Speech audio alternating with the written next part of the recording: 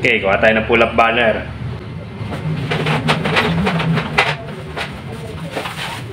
Dalawang pull-up banner na gagawin natin ngayon. Dalawa na lang yung stock natin ng pull-up banner. Kompleto naman siya. Pagka magkakabit kayo ng pull-up banner, pinaka nakakatakot or pinaka lagi nagiging error ng mga nagkakabit, lalo yung mga bagong nagkakabit. Ito, yung may wagan to.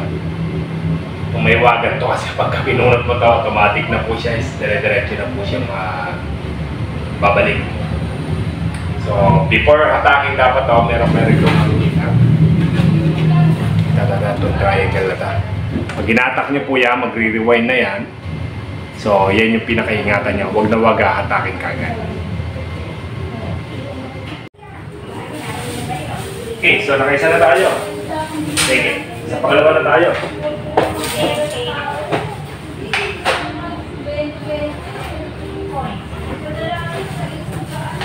Same lang rin.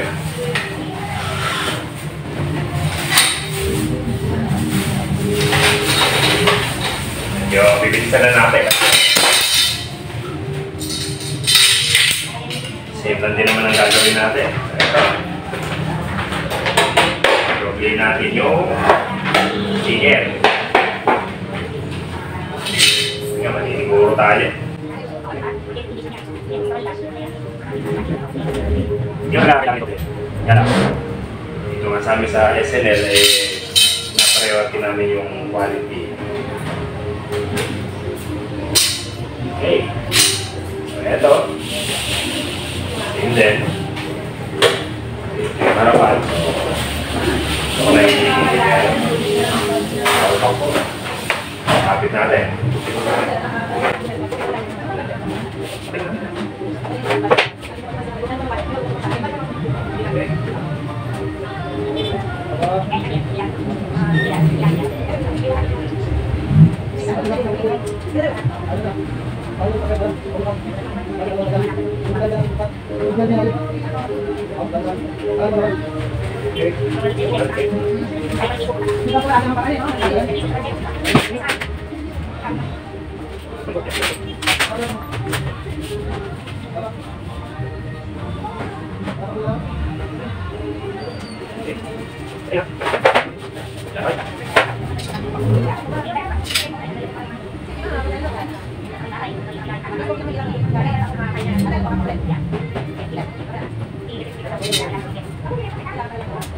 Yung malapit sa amin dito, na nagbibenta. Pagka naususan ako ng stock at hindi ako nadidilibiran ka, napitilitan ako dito sa may area namin bumili ng ito, ng pull-up banner.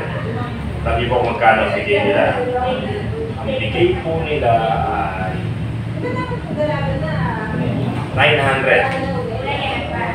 Ang pull-up banner pala po. Ito palang materials ng pull-up banner. So, pagka inano mo ko 900, plus mo pa yung tarpaulin, plus labor ng pagka-assemble, so magkano nila yung presyo. Pero sa amin, ang bigay lang namin ng ganito ay 1,200. Kasama na itong tarpaulin. Kasama na itong tarpaulin na ito, 1,200. Talang ko 900, hindi parang mura, no? Pero ang totoo ko, nakukuha ko itong pull-up banner mismo. Nakukuha ko lang ito ng 460. Plus delivery, sabihin na natin na 500. 550 mo na. Kasi yung kapit na ito, kaya ang presyo ko nito is 1. Tubog-tubog mo na ito ako sa 1. Pero hindi lang masama yung presyo nila, kanilang presyo yun Diba? Karapatan nila yun kung magkano ang presyo nila na. Pero pagka nagkikipit ako na nangyupusan din ako, ganun din nangyayari sa akin. Sa kanila lang naman yun.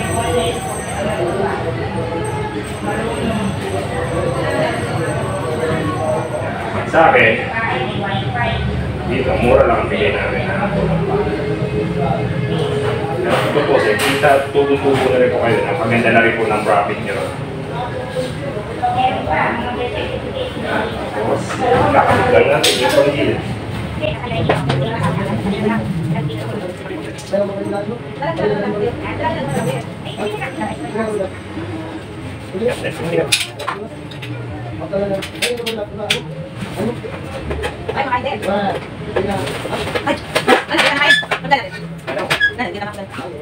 Ayan, tapos na.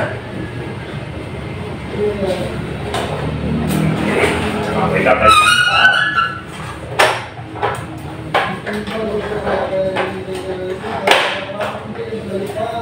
At pwede na natin natakin.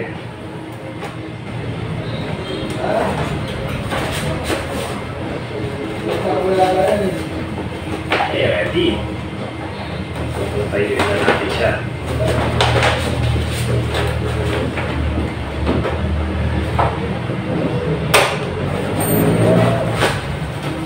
Lalayan ko na. Okay na po siya. Hindi na siya na maayos.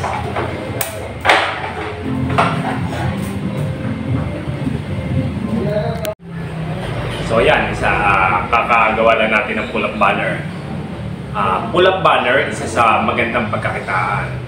Bakit? Napakaganda po ng markup natin dyan. Kasi katulad yan, pag ako nakakuha ng ganyan 460 plus yung sabihin natin na kapital sa print, kapital na sa lahat-lahat na sabihin na natin mga nasa 600. So, benta ko dyan is 1-2. So, pag kinumpit nyo po yun is 50% po ang markup na. 100% na parang gano'n. Ganun po kalaki. Kaya hindi po talaga election yung natin. Ating tinatarget. Tinatarget natin yung mga walk-in. At hindi po mahal yung benta natin na yun. Bakit? Sa mga store dito, may mga bilan din dito na actually yung pull-up pa lang po is, ang benta na sa akin yan is 900. 900 plus yung print mo pa. So, isa yung mga nasa 1.1 na o 100 lang pag ilisip mo. Kaya lang, may mga supplier tayo na direct na tayo sa mga supplier. Nakukuha lang po natin ng 460 yung ganun. Kapag kayo na natin yung 460 plus yung print out, sabihin natin mga 600 ang ating kapital. So, ganun po. So, patibayin natin yung contact natin. Okay, muli. Kung may natutunan ka, palike na lang. Tapos, kung hindi ka pa nakasubscribe, subscribe ka na rin para dala-dala yung pag-work mo. Okay, salamat.